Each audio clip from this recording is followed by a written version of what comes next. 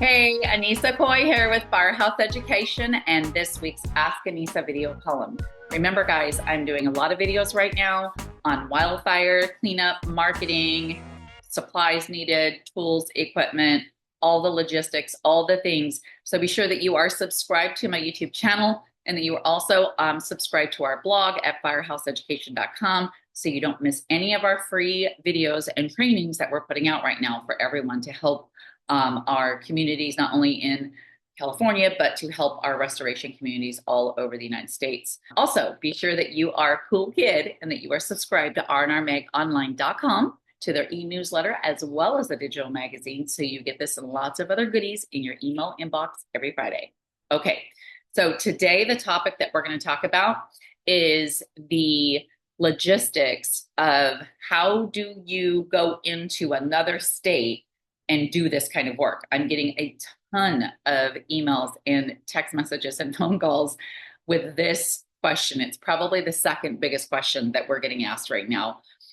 So the answer is very, very broad, but I'm going to give you some specifics that I know and then make some recommendations for you. So you absolutely have to know the laws and the rules in whatever municipality that you're going to, okay? So you have federal laws, right, that we have to follow. Then we have state law, depending on the state. And then we have local county laws potentially to follow. And then we might have local city laws that we may have to, and regulations that we may have to follow as a business owner.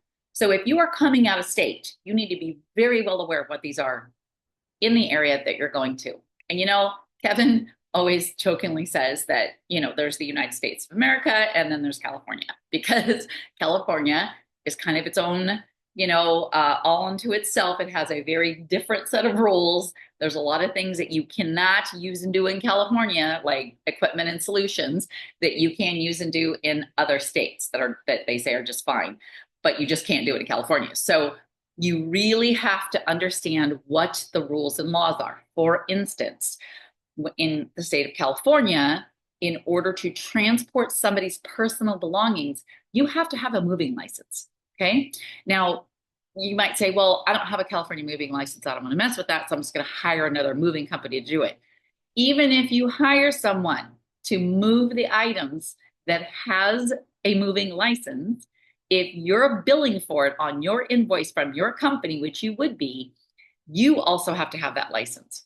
So if you're billing for the service, you have to have the license, whether you hire it out to be done by someone else or not. So there's just things like that you need to know. There are certain states where, you know, you have to have a invoice or estimate to somebody prior to the work being done. They have to sign it. They have 3 days to rescind. Like, there's all kinds of rules out there, you guys. So I would recommend that you know what they are by researching in your local area. If you're going to come and do a bunch of work like this, look, guys, you could do, you know, you could do $500,000 million worth of work really, really fast in this scenario, in what's going on in Southern California right now. I don't know when you're watching this video. It's being filmed during the month of February 2025.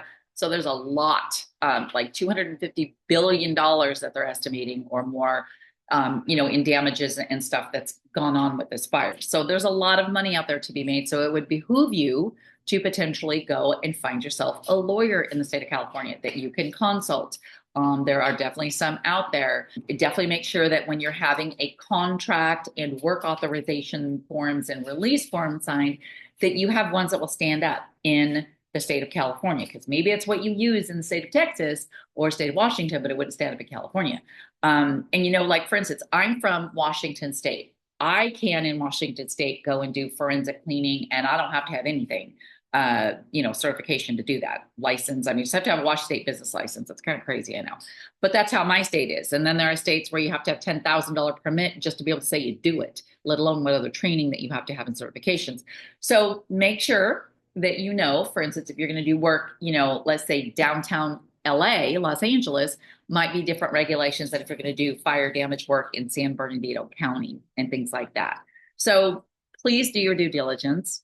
Don't just run out and feel that since you have certifications and training and licensing in your state, that you're okay to go do work in that other state. And one of the things that I have recommended and had lots of our coaching and consulting clients do is they'll actually find someone to partner with in the state. So they're already a restoration company set up in the state, and they come out, basically work with them, under them, if you will, like a subcontractor. And so sometimes that might be a good route for you to go. But I don't just want you to run out there because there's all of this work and all this money. It's not going to do any good if you wind up getting yourself in trouble legally and getting fined and or sued and or you can't collect the money because you didn't do things correctly, based upon those rules. And by the way, quick caveat I want to point out is before you go and do something like this, you need to check with your business liability insurance company and make sure that are you covered to go into another state. Just again, different rules and regulations, you guys, based upon the state that you're in.